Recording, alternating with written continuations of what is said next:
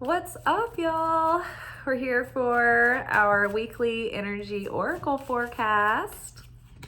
We are taking a look at the week ahead to see what the spiritual and energetic weather is going to be like. Speaking of weather, we're having a snow night here in Nashville. Pick out my blinds. We got to close the restaurant a little bit early. Our reservations came in and left swiftly, and we sledded down our steep hill in the back of our parking lot. And it was really fun, and everybody was like on top of it, and we all pulled our windshield wipers up, and nobody got frozen or anything. I made it home safe. We're not really prepared for snow in Nashville as far as like road care. So there's not any trucks to like plow or drop salt. There's like one. His name is Terry. He's out now.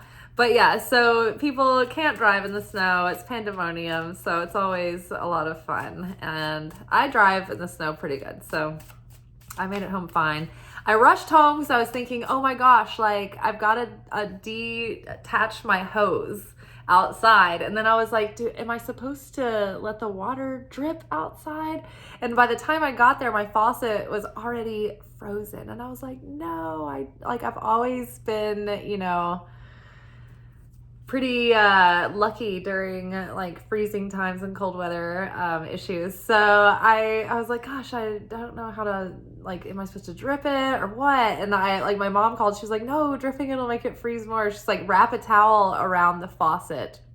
So anyway, it was already frozen and I could tell it was kind of frosty. So I'd unhooked my hose. I got hot water or warm water and ran it over it until I could open up the nozzle, let the water run for a minute, turned it off, dried it, and then wrapped it in a towel and put a coffee can over it. And so that's your outside hose, like the faucet. Down south, we call it a hose pipe. It's for your hose pipe.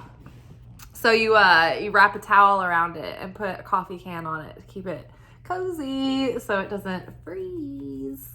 And then open your cabinets and let your inside faucets drip. And that will keep your pipes from freezing.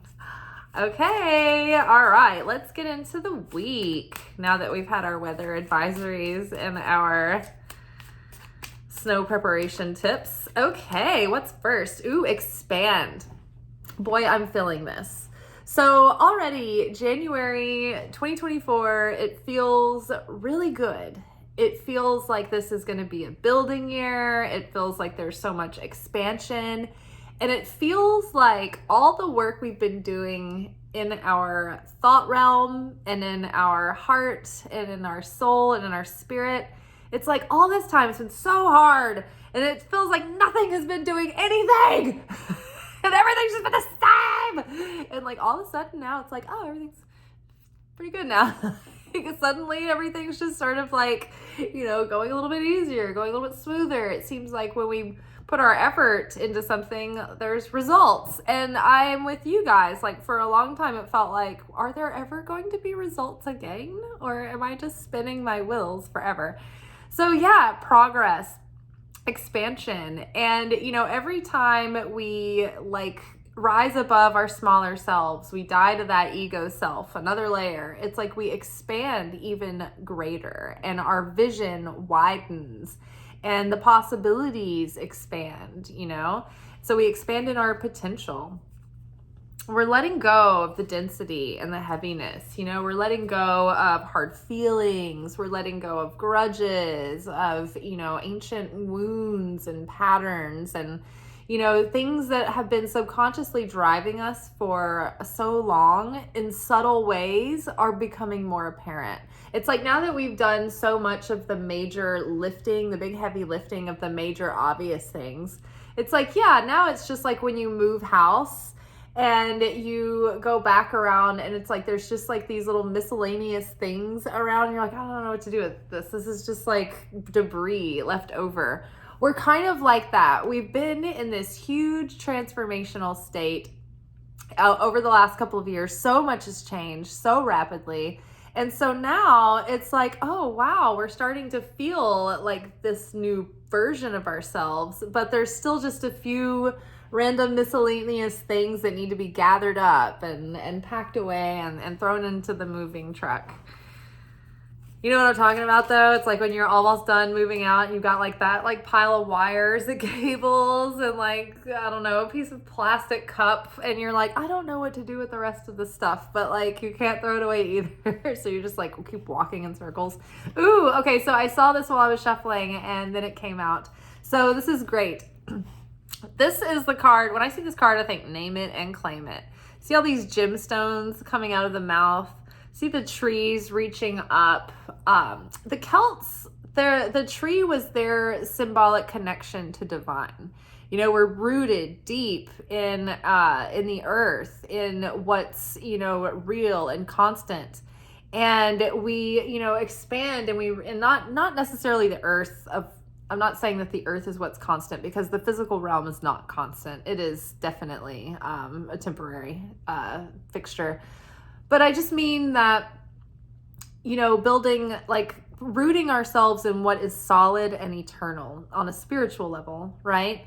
And so then we're reaching up in our consciousness, and then that's growing and expanding and perpetuating new oxygen that brings breath, you know, like when spirit breathes life into something or an idea and you get excited about it.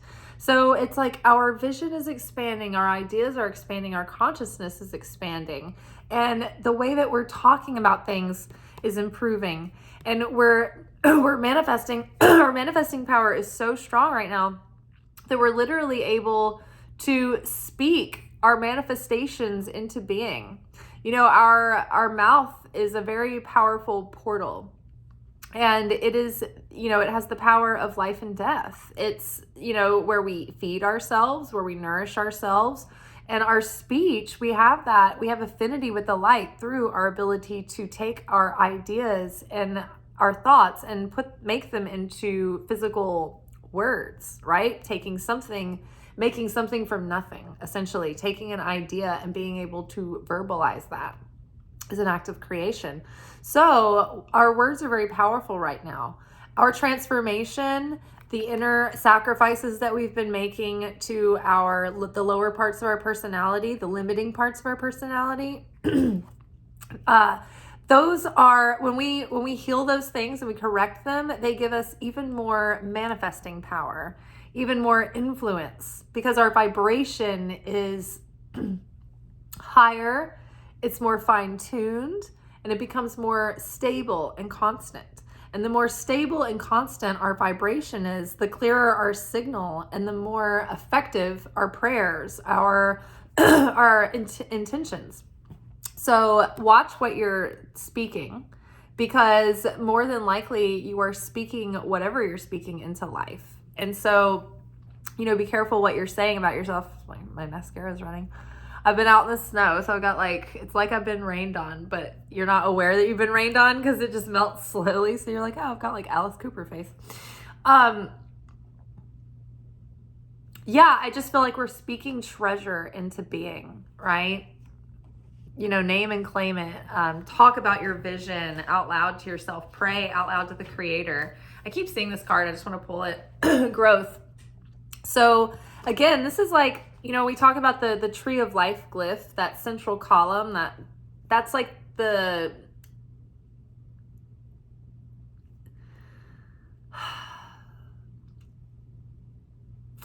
grounding, the balance, it's like when our consciousness is stable and it's not all over the place. It's grounded, right? We've got solid strength of character and intention, and we have certainty in the creator, right? We're not, oh my gosh, what's happening now? Oh, I've got to do something about this. Oh no. It's like when the stimulus of life presents, it's like when we're not conscious, we're just thrown like rag dolls, you know, back and forth according to, you know, the circumstances. And so, you know, the more certain we are in the creator, that the creator has a plan, that we don't have to understand or know what that is quite yet, but that it'll all play out if we hold on to our faith and we do the best we can and we bring source into it. And so, yes, that's giving us this this extra strength, this kundalini rising. It was like we're in alignment with our vision, and mind, body, heart, soul, and spirit. All of our actions are lining up. The things that we're focusing on are in alignment with what we want to create for ourselves. Our actions and our words and all of it, and our passions and our attention and our energy, it's all cohesive. It's all coherent. And so it's creating a lot of growth, right? This character is crowned with a crown of flowers. It's like joy and purity and like new life of spring. Things are growing, things are expanding, things are branching off from, the central core of what you've been working on. And I see that in these cards, the theme that I'm seeing here is definitely, it's like all these greens, blacks, whites, grays, greens, and this brown. So it feels very much like positive and negative aspects are coming into balance. The feminine and masculine are coming into balance. We're bringing things into balance. So you have all, okay, so in black and white photography, when you're printing, you want to have the 10 zones of, is it like whites and blacks? And I can't remember. It's like there's 10 zones, but I can't remember exactly what it's called. And so the darkest dark is black, the brightest highlight is white, and everything in between are shades of gray. And so that way you have contrast, you have dimension in your photo. You don't want it all gray, because then you won't have any contrast, and there won't be the picture won't pop off the page. There won't be any depth. So it's like there's so much new growth and so much fertility at hand, and so much abundance and beauty coming through. And, there's this positive change and expansion here with the snake skin. It's like, shedding our old self that's limiting us, that we've outgrown. We're expanding beyond that. But lots of, fruitful abundance here, it looks like. I love this lush green. It's like spring is blooming, even though it's winter. We're in the middle of a snowstorm. But this week, it's like we're going to notice the expansion. And so the more that we declare our gratitude for it, the more that we speak it out loud, like, oh my gosh, all of these beautiful things are coming through into fruition, and there's growth and expansion. It's so exciting. It's like that, it's going to perpetuate more. When we speak about the glory and the goodness of the Creator, it literally shrouds us in what is called surrounding light, which is a protective spiritual light of the Holy Spirit, basically, shrouding us in protection and blessing and goodness.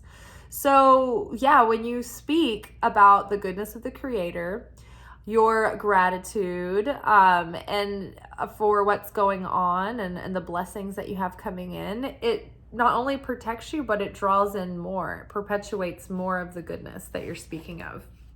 Ooh, a surge of creativity and productivity, possibly, as we are offloading a lot of the density that we're carrying around in our subconscious. The subconscious is now clear, and it's starting to reveal more and more to us.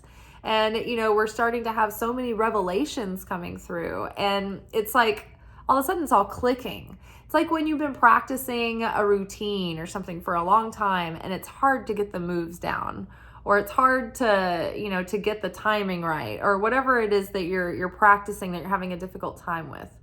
And then it's like one day when it just clicks, and you're like, oh, I don't know what happened, but it's like I went from 0 to 60 and like that, it's like I went from having a difficult time, and then suddenly everything just clicked, and now it's easeful and flowing. So I feel like all of the work that we've been doing to heal, to really dig deep and hunt down even the most subtle, parts of those patterns that keep us from really living in a state of free will and self-control, right? Because when we're in an affect state of consciousness and we're reacting to life, we're not using our free will. And so now it's like the more that the subconscious is showing us things, we're like, oh my gosh, that's so great. Like I'm aware of this now.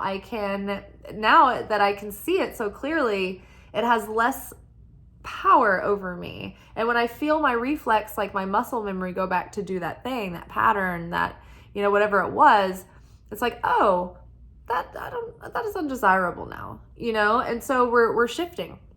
And so now this is going to basically increase your dreams and your psychic vision, your ability to visualize and imagine. It's going to increase your creativity. But literally, like, your nightly dreams are connected to the astral realm. So when we have a surge of power in the sacral chakra, when we unblock the sacral chakra, it connects us even more vividly and more strongly to that astral realm where the dream world is. And so you might find that you've had an increase in prophetic dreams and, just more dream activity recently. Pay attention to your dreams. The website that I like to use the most for interpretation is called dreammoods.com. It is such a rudimentary website. I was just telling someone about it today, but it literally looks like somebody's aunt made it in 1990 in her class that she took, that she decided to start taking because the kids have gone to college. This is the level of the website. And it has been under construction for, I think, probably 7 or 8 years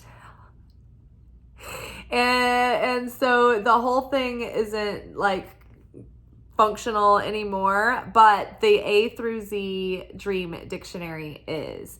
And so if you can, when you wake up, if you can look up all the things that you can remember, it's staggering how when you start reading these random things that you'll find in this, you're like, oh my God, this is so random. It's actually in the dream dictionary. And then when you read it, you're like, this is so random. How could this person or how could this interpretation be in here? And it is. You'll find it. You'll be like, oh my God, that is so accurate. So random. So yes, dreammoods.com. Super awesome. But as soon as you can upon waking, if you can keep a dream journal, even better. I've never gotten my shit together enough to be able to maintain that.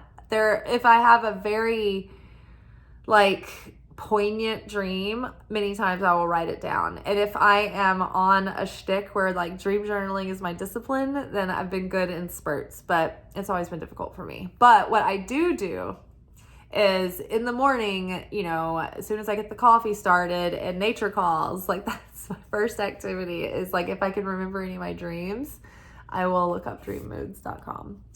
All right, sacral chakra. And then, just for sheets and giggles, let's draw one more card. I just want to see if it's going to be a green one. It is. Ego. All right. Ego, ergo, I go. So perfect. The more that we can witness our ego, learn the opponent's little tricks. So no matter what we do in life, we're never going to escape the opponent. We are in the realm where the opponent has fair game. So part of our soul's destiny is that we continue through life, continuing to evolve and ascend and transcend and heal and expand. And so we are always expanding into that highest potential that our soul has as our unique, individuality. So the more we can overcome and rise above our ego's, reactive nature, we build more affinity with that higher self, that version of ourself that's in our perfected state as our unique individual personality. So the spirit, our individual spirits, those are already perfect all the time, in every life and throughout eternity. But it's our soul that is the workbook. It is our masterpiece, our life's work, our lifetimes upon lifetimes work. And so the opponent's job is to basically be the antagonist, be our nemesis. And the opponent will up level exactly it'll stay with our level. Every time we up level, it'll be right there with us, ready to get in our face, ready to annoy us. today, I had a surge in the shorts again. And it's so funny because the moment you get like into the algorithm and you start getting more exposure and you start getting more views, you have a lot of random people commenting. And it's like there's always one that comes out that's like so fucking rude that they're like, your hair looks like shit. And you're like, I just did something, like I just gave you something, and you're like, your hair is ugly. And you're like, what's wrong with you? I don't care. This is what I look like. But yeah, opponent, right? Trying to get you to short circuit, trying to like dig up my hostility, right? And I was just like, this is so stupid. So the opponent is always going to be right there, trying to annoy you, trying to get you to pop off, trying to get you to blow your fuse, trying to get you to ruin it all, just when you are building up to your miracle. And so the ego is the little tool, the little gap in space that the opponent likes to use to pull our strings. And so if we have no awareness of our ego and we haven't learned our own little mind tricks that we use to play on ourselves, then there's bigger gaps in space where the opponent can get in and fuck with us, essentially. That might be through temptation. It might, well, I mean, I guess it's all temptation, but temptation toward, rage or pleasure, it just depends, right? Pleasure or pain. So pay attention, learn your ego and anticipate its little tricks. One of the most useful and powerful books that I've ever read for this is May Cause Miracles by Gabrielle Bernstein. It is a 40-day process where you get a journal and you read the book and you do like one of the exercises every day. And it's essentially a shortened, concentrated version of A Course in Miracles, which is a daily devotional that is a 365-day, like you start it in January or whenever you start it, but it's an entire year. This is 40 days, and it basically, each chapter really hones you in, and each day you are getting really involved with observing your ego and learning it and learning its voice and learning its little tricks and ways. So the more that we can eliminate those gaps, we rise above our ego's games that it plays with us, the ego's lies and tricks that it uses to lie to ourselves with. The more we can get over our hostility, covetousness, fear, lack, doubt, whatever it is, it's like we break the shells of negativity that are shrouding the light within. And that light is allowed to breathe, and it becomes a raging fire, and it's magnetic, and it's magnetic to our manifestations and our dreams, and it's magnetic to our destiny. So when we break through the ego, we open ourselves up to miracles, and we literally shift our destiny. So, we talk about like jumping timelines and quantum leaping and, alternate realities. And so basically when we do the soul correction and we, accomplish like something that was difficult to overcome, and we transmute some of our darkness into light, we literally shift into another destiny, into another version of our destiny, where maybe had we not been able to transmute that negativity, we would have perpetually played out on a timeline where that lesson had to keep coming around until it was effective, until we finally got the message.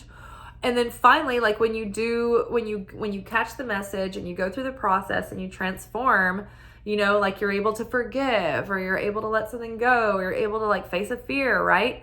It's like it shifts your destiny, and your script changes a little bit, and something difficult that you may have had to go through is like suddenly changed. And it's like, oh, all of a sudden, instead of having to go through that difficult process, instead I have like something unusually pleasant, or something offbeat happens, or maybe just something neutral, right? Maybe you just get to skip the car accident that you may have been in, or something to that nature. Maybe you're going to lock your keys in your car, and because you were like kind to your rival instead of being a you know what, then instead you don't lock your keys in your car, but you don't know that, right? Because it didn't happen. But say you were like a punk to that person, again, that gets under your skin, and you're a punk to them. And then you lock your keys in your car. But you're like, why does this always happen to me? And you're not making that connection. But it's like direct supervision of the light.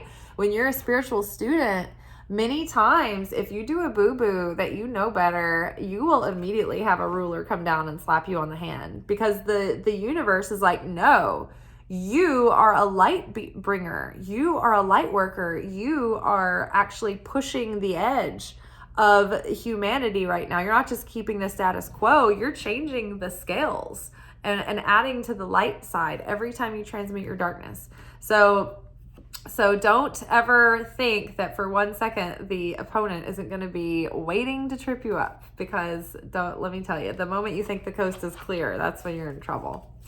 All right, y'all, just a real quick review. We've got actually expand was first, followed by earth, right? We're grounding, we're into a solid action, right? We're taking inspired action, and we're speaking, right, life into what we're creating. We're speaking our gratitude.